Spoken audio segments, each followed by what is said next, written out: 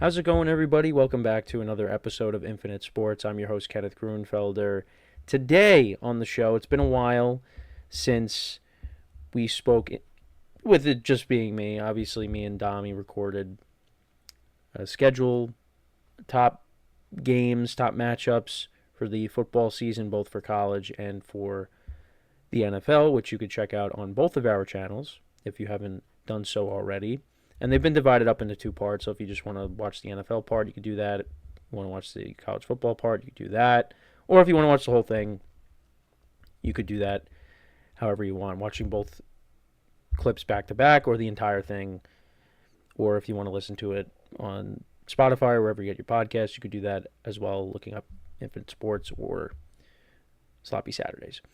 So today, though, however, because again, it's been a little bit, had some things going on that made things a little bit complicated to record. Not really going to get into it. Nothing really bad, but if you know who I am and you know it involves commuting to work, and we'll just leave it at that. But that's behind us. That kind of made things a little bit complicated to record. So here I am. I'm back. Before I go on my trip to St. Louis with some friends, we're going to go see Busch Stadium. We're going to be at Cubs-Cardinals this weekend. And the Cubs they're struggling right now. They are struggling right now. And the Cardinals are in second place. Pretty much, I think every central team in the National League is over 500 at the moment. But speaking of teams that are struggling, let's talk about a team that's not struggling. The purpose of this episode today is to talk about the New York Knicks and what they have accomplished. There's still one more thing that they need to do. They have checked all the boxes. The New York Knicks, everybody, will be playing in the NBA Finals this year for the first time since 1999. It has been a long time. But the Knicks, they punched their ticket to the NBA Finals last night, defeating the Cavaliers in 4 games. Another sweep. The Knicks have not lost in a month, everybody. In over a month. They have now won 10 consecutive playoff games. Right? 10 consecutive playoff games? And actually, no, I think it's more than that. No, it's more than that. Right? It's 11 straight. 11 straight, actually. Yeah, 11 straight playoff games. But regardless, they haven't lost in a month. And once again, they finish off a team in dominating fashion. 130-93 in the clincher last night. Another game where you just really didn't have to sweat if you were a Knicks fan. And that's kind of been what the theme has been, especially these last 2 rounds and really over the stretch. Now, game 1 basically decided the series. Cavs were up big. Knicks went on a 44-11 run. They knock off the Cavs in overtime. And that was basically it. The Knicks took care of business the rest of the way. It really is fascinating, the kind of run that this team has been on. They are playing their best at the right time. And they are exceeding in certain ways. You look at how Mikal Bridges is playing. Karl Anthony Towns, Josh Hart, shooting from 3 the other night. What he's been able to do. And obviously Jalen Brunson doing his thing. OG Anunoby doing his thing. Getting back into more of a groove now. Putting the hamstring injury behind him. And then you look at the weapons they got coming off the bench. Landry Shamet, I believe, 11 of 12 in this series from 3. 11 of 12. Deuce McBride giving you big threes off the bench. Mitchell Robinson last night, I think did he have 10 rebounds last night off the bench? 8 points. Still not very good from the free throw line, but you live with it. But yeah, Shamet had 16 off the bench, 5 of 6 from the field, 4 for 4 from 3. And not one starter last night had over 20 points. But it didn't matter. It did not matter. The Knicks once again win convincingly, and they await their next opponent, which Game 5 tonight between the Thunder and the Spurs, which has been a very good series. But both teams are kind of beat up. Guys are injured right now. Playing hurt. So the Knicks once again are going to have kind of this layoff in between series, which you like and you don't like, because the Knicks are in such a rhythm, you don't want that to be thrown off. But also, it just gives them time to rest up. And I know the inside the NBA guys, I caught a little bit of the interview with Landry Shamet after the game, and they were asking him, how do you guys, because they dealt with the layoff between the Sixers and the Cavs series, what did you guys do to prepare? And there's only so much you can do, because practice is one thing, but it's another thing once you get into the game. And also, you don't really know who you're playing yet. I mean, obviously it's down to 2 teams now, so you kind of have a good idea of who it's going to be. But still, you don't know who the exact opponent is going to be once the series is over. But the Knicks are going to prep, and they'll be ready to go. And, I see all this discourse on social media. Oh, yeah, they'll get past the Cavs, but just to get swept by the Spurs or by the Thunder. That is not happening. That is not happening. Now, do I think the Knicks are going to win the championship? Am I going to pick them to win the championship, whether it's against the Spurs or the Thunder? My head's going to tell me no. I'd probably side with one of the teams coming out of the Western Conference. But, having said that, that does not mean that the Knicks are going to be a pushover, that whatever team they go up against, they're just going to walk over the Knicks. No, that is not happening. The Knicks are... Well, first of all, the Knicks deserve to be here based off of how they've played. I mean, ever since they went down 2-1 against the Hawks, they've been a different team. Like I said, they are playing their best right now. Guys are contributing all over this team, all over this roster, up and down the roster. They are going to put up a fight against whoever they go up against. No matter if it's the Spurs and Wemby or if it's the reigning MVP, SGA, and the defending champs. And think about it, guys. Last year, it took the Thunder 7 games to win the championship against the Pacers. And and they were down 0-1 to start. Tyrese Halliburton hit that game winner. I was going back and watching all the Halliburton clutch shots in the playoffs last year. I mean, what a run he went on. And obviously, if you're a Knicks fan, you didn't miss Halliburton this year. But again, just going back and watching all those, I mean, the Pacers were unbelievable last year. They had an unbelievable run.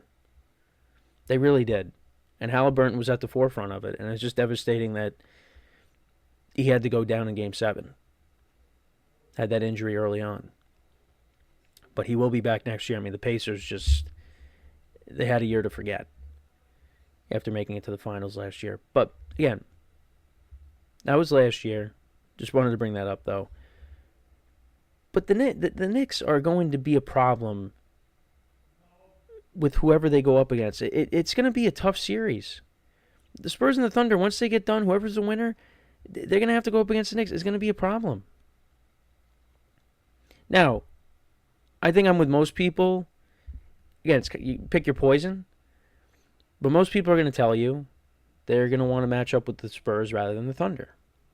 And I would tend to agree with that. Take your chances there, even though, again, you're going up against Wemby and what he brings to the table. Again, but it's more of just pick your poison. And you could also say, well, I mean, the Knicks did beat the Spurs in the NBA Cup this year.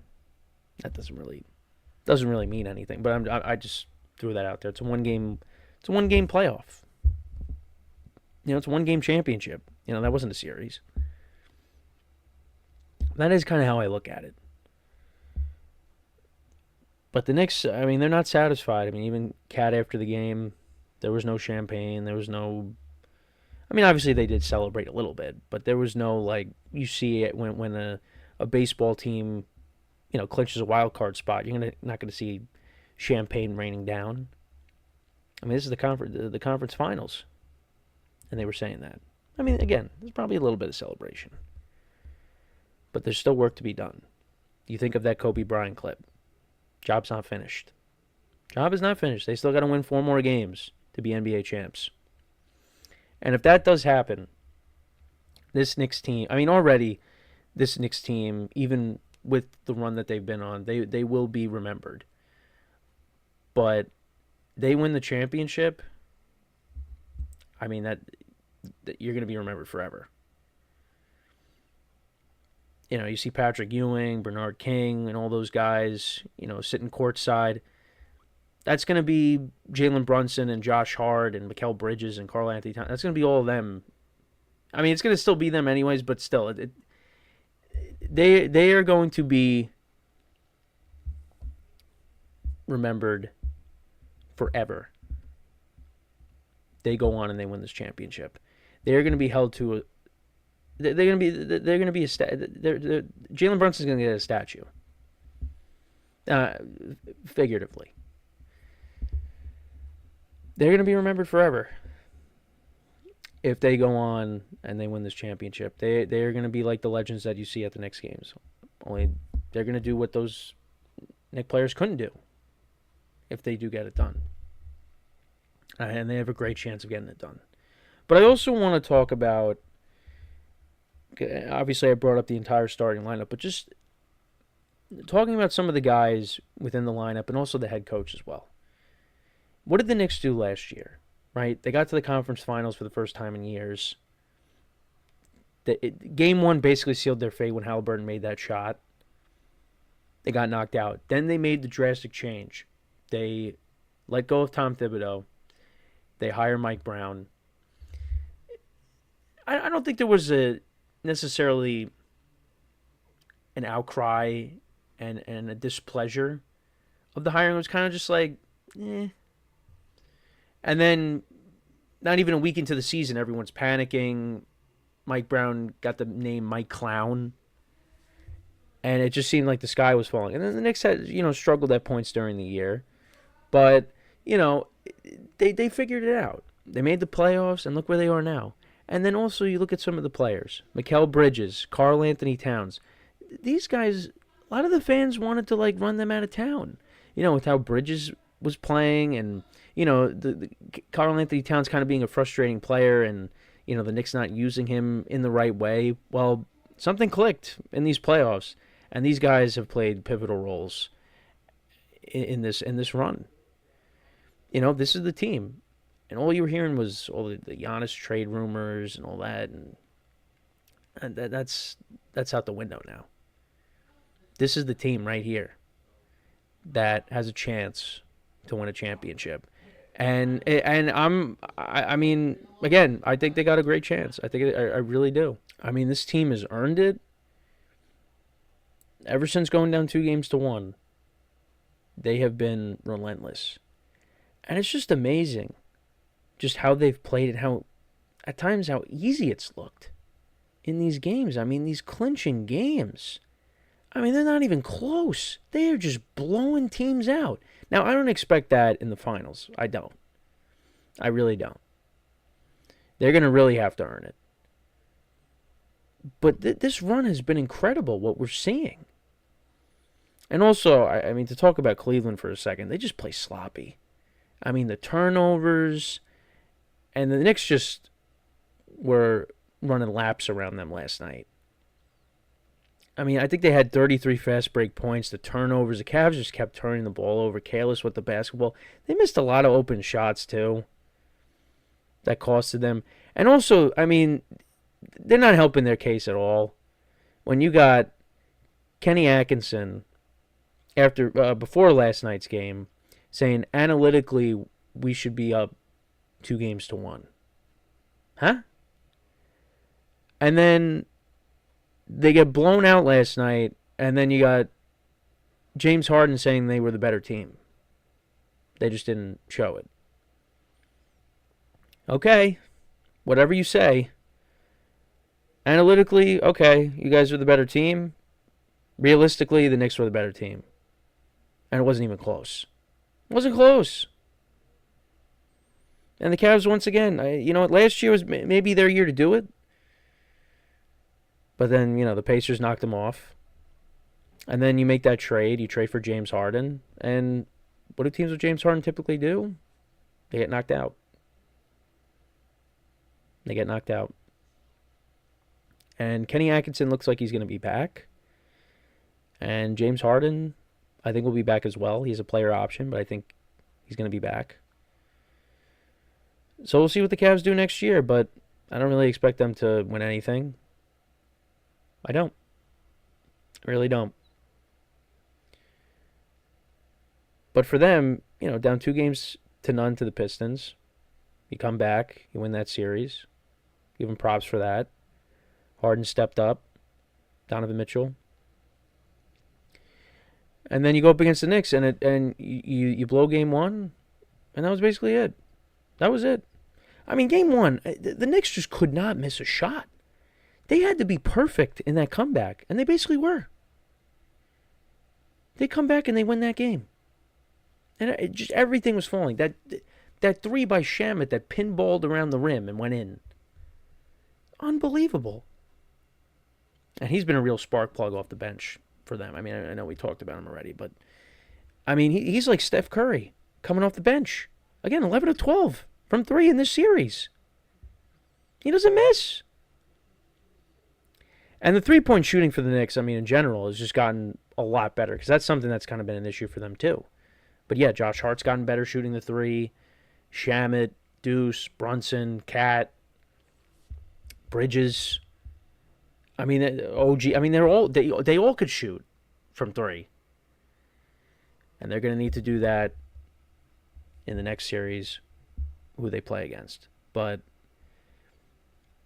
this is not the same old Knicks, and the hardcore Knicks fans have been waiting for so long for this team to get back, to get off the mat, and become respectable again, and they have done that. Who would have expected this? 5-6 years ago. I don't think nobody expected the Knicks to be here at this point right now. If you're looking ahead from 5-6 years ago, but it all changed. It all changed when the Knicks signed Jalen Brunson. That was the beginning.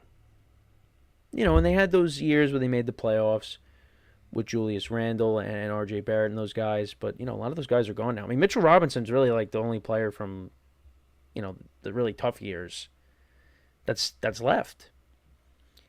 They brought in Brunson. They traded for Josh Hart. You traded Barrett and Quickly for OG. You traded Randle and DiVincenzo for Cat.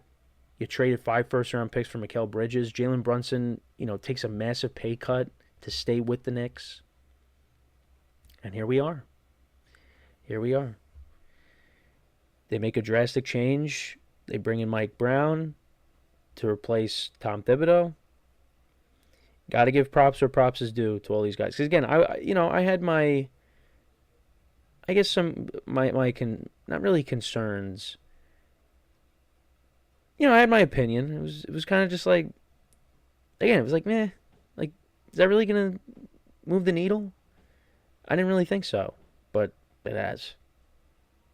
Because he's got the Knicks playing as good as the best they've played in this era. I mean, let's be honest. I mean, they're making it look easy. But it's only going to get tougher. I mean, if they do this to either the Spurs or the Thunder, then it's like, wow. I mean, they just could not be stopped. But they still got work to do. They still got 4 games left. But what a run. What a run for this team. And again, we wait the winner in the Western Conference. That looks like that's going to go 7 games back and forth. We'll see how it goes. That's on tonight. We'll talk about the Yankees this week before I go away again on my trip. We'll get to, the schedule. We talked a little bit about the schedule. We'll get into talking about the Giants' schedule and things like that. Some other football news around the league. But once again, everybody, congratulations to the New York Knicks for making it to the finals for the first time, again, since 1999. Which, I think that's when they lost to the Spurs. So we'll see if they can avenge that. But as always, everybody, make sure to leave a like, comment, and subscribe to the video, to the channel. Make sure to follow us on the social media platforms in the description below. And wherever you get your podcasts, you can follow us as well. Just look up Infinite Sports, and you'll find us there. And as always, everybody, I'm your host, Kenneth Gruenfelder, signing off. Have a good one, and I'll talk to you guys next time. Take care.